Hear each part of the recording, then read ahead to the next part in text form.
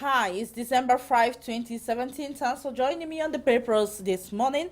My name is Gladys Ambodiban. We begin this morning with the Guardian Post newspaper, which tells us that authorities of the United Nations High Commission for Refugees in Nigeria have expressed fears over survival chances of the refugees coming in from Cameroon due to the current crisis rocking the two English-speaking regions of Cameroon.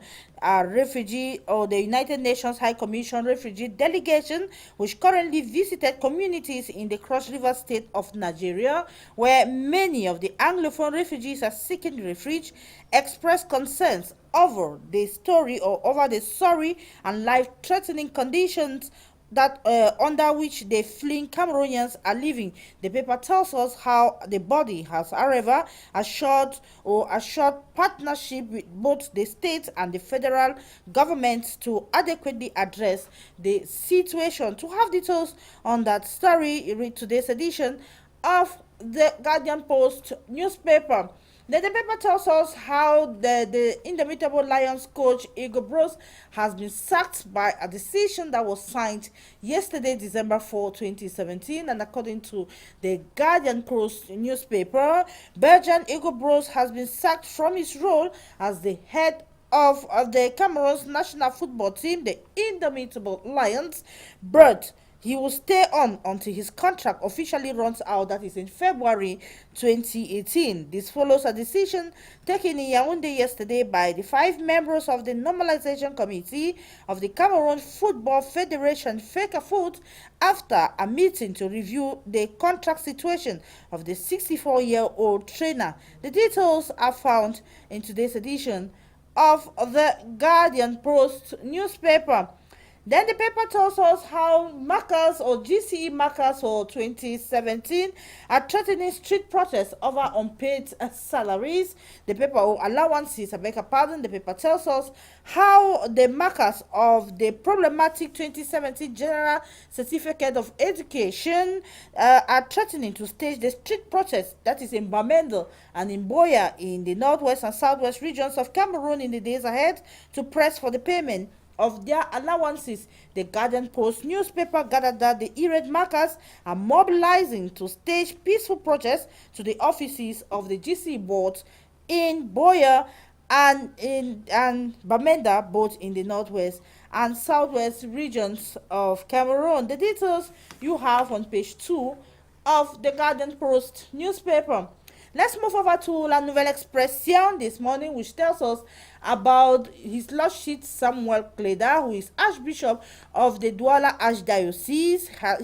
He has advised the head of state not to present himself in the upcoming elections as solicited by some Cameroonians. The paper says the Archbishop has finally accepted to talk about the Anglophone crisis by supporting the idea of the national and inclusive dialogue. He has condemned the act of violence perpetrated by terrorists and expressed worries over the non-resumption of classes in the northwest and southwest regions of Cameroon. La Nouvelle Expression adds that the Archbishop Samuel Kleda also made mention of political change in Africa and the consequences of longevity in power, citing the example of Robert Mugabe of Zimbabwe. Pages 8 and 9 of the French daily La Nouvelle Expression has details on that story. And then let's move over to Le Messager newspaper, which is equally interested in the Anglophone crisis and tells us that an Anglophone general has been chosen to deal with secessionists. The paper tells us that Paul Biya, head of state, has chosen General Jock Elokobi to track down Amazonian, as he puts in quotes, whom he has taken time to qualify as terrorists. The details you have in today's edition of the French daily Le Messager newspaper. And then still in Le Messager newspaper, you have the University of Douala that makes news in this edition, this December 5, 2017. It tells us how part-time lecturers of the University of Douala are threatening to go on strike over unpaid salaries. They are demanding 4 months of unpaid allowances. You have the details on page 4 of Le Messager. And in the far north region of Cameroon, 10 persons are reported by the French daily Le Messager to have been kidnapped by an armed gang. The incident occurred in the locality of Chebe Chebe in the far north region of Cameroon. If you want the details on that, read page 4 of Le Messager, which equally informs us that Lions coach Hugo Bros has been sacked. The paper reports on the other sides of the decision taken by the Normalization Commission. You have that in today's edition of Le Messager newspaper. Then let's talk about Le Quotidien de l'Economie. Le Quotidien, which is an economic newspaper, it is very much interested in the production of plantain and banana. It tells us how there is a drop in the production of banana this 2017 and informs us that the industrial production this year recorded a considerable drop in revenue. This has been blamed on climatic change. Have all that in Le Quotidien de l'Economie. And then let's move over to the Post newspaper. The Post newspaper has as main caption, "Beer that declares war against secessionists." You have that on the main page of the Post newspaper, which is also interested in government that allocates 1.2 billion francs CFA for royal road maintenance. Sylvester Temken of the Post newspaper tells us how government through the Ministry of Public Works has allocated 1.2 billion francs CFA for royal road maintenance in the country. The Post newspaper tells us that the move falls within the framework of the ongoing decentralization process in which some ministries are transferring their competence to municipal authorities and on royal roads maintenance. The details you have in this edition of the Post newspaper. Then Cameroon's food packaging quality pilot phase that has been launched is equally in today's edition of the Post newspaper and tells us how officials of the small and medium-sized enterprises promotion, known by its French acronym as EPME, have urged producers of food packaging and containers to manufacture and package food-grade products that safeguard public health, environment, and satisfies the need of consumers. The paper says the call was made by the Director General of the APME, Jean-Marie Louis Badgar, on December 1 in the nation's capital, Yaoundé, while launching the pilot phase of Cameroon's food packaging and quality program. The details you have in this edition of the Post newspaper. Then again, you'll be very much interested on rumors of vaccination that forced students to desert schools.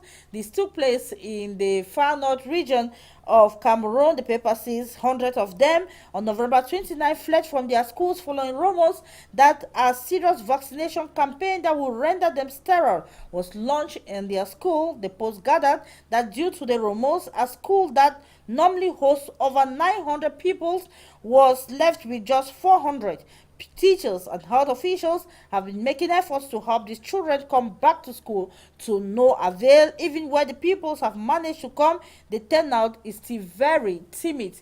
The details you have on page 7 of the Post newspaper.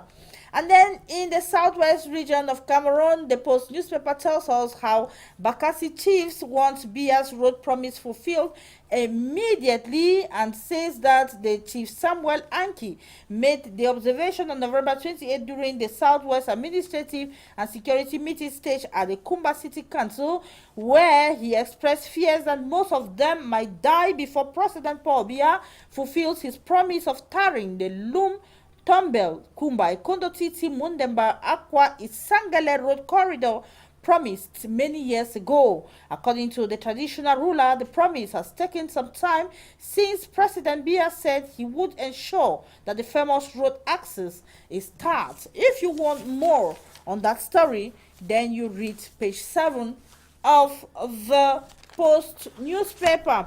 And then let's move over to the Star newspaper this morning, which talks about the Boko Haram crisis and focuses more on Nigeria's Adamawa state Madagali community leaders who want Cameroon nationality. It says some community leaders in Madagali, Adamawa state in northern Nigeria, have threatened that their people will relocate to neighboring Cameroon. Speaking during a presentation of relief materials by National Emergency Management Agency to those affected by recent attacks on Gulak Town, the headquarters of the council, the leaders said they were not happy with the situation, adding that distribution of food to the affected communities was not their top priorities.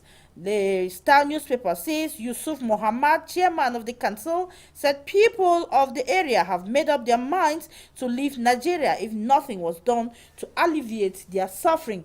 You read the details on page 5 of the Star newspaper. And then, as people prepare to celebrate Christmas in a fortnight, Fiango market traders are recruiting more security guards to ensure security during this festive period. The paper says that the president of Fiango Market Traders Association, Sanwan Jamaliki, has promised to beef up the security of that market ahead of the festive season. Samuel Jamaliki made the statement or the declaration in a chat with the Star newspaper that was November 28th. He said the market will recruit 11 more security guards to protect the stores in ahead of the festive season, and that the number would gradually reduce beginning January to March 2018. The details you have in today's edition of the Star newspaper. Then let's talk about the Rambler newspaper, which has as main caption a question: did Mugabe's disgraceful ouster trigger Bia's hasty return to Cameroon? That is the question the Rambler newspaper asked this morning in its main headline. It says President Paul Bia's penchant for prolonged absences from the country, particularly after fulfilling diplomatic obligations abroad, has weighed in with his sudden return to the country after the recent EU-AU summit in Abidjan, Cote d'Ivoire, instigating in its wake a pristine debate relating to the accurate manner to assess such unusualness. In this light, some observers have applauded the president for breaking his own record by unusually returning to the country immediately after an international forum.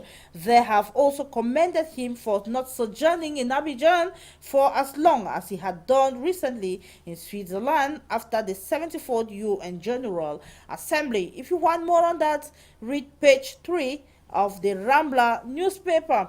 Then we have the Rambler newspaper, which tells us how Anglophone nuisance in quote may crash Bia's 2018 ambition. It says as the year is fast approaching to its end, ushering the next year, which is coming with a lot of uncertainty relating to the desirability or otherwise for President Biya, Cameroon's natural president, to once more declare his candidacy for 2018 elections. Many see politics in the country as being hinged on the Anglophone crisis. According to the Rambler newspaper, looking at his longevity in power and the recent upheavals in power may leave him as it left his colleague Bia's resignation. Or the paper tells us how the sociopolitical engineering plus avoidability or avoidable intransigence and defiance when it comes to seeking a humble, credible solution to the Anglophone crisis. It says Zimbabwe's lessons for Africa is that an imperial presidency backed by militarism is not sustainable. If you want more details on the story, then you read page 5 of today's edition of the Rambler newspaper. That's edition or this article from the Rambler newspaper you have on page 5, which equally tells us about Bishop Kea, who earns God's true priest Christian merit. The details you have on page 2, and how dialogue, war, and unavoidability of state authority. You have the details in this edition of the Rambler newspaper. That article brings us to the end of today's edition of the papers on Canal de English. Thanks for watching.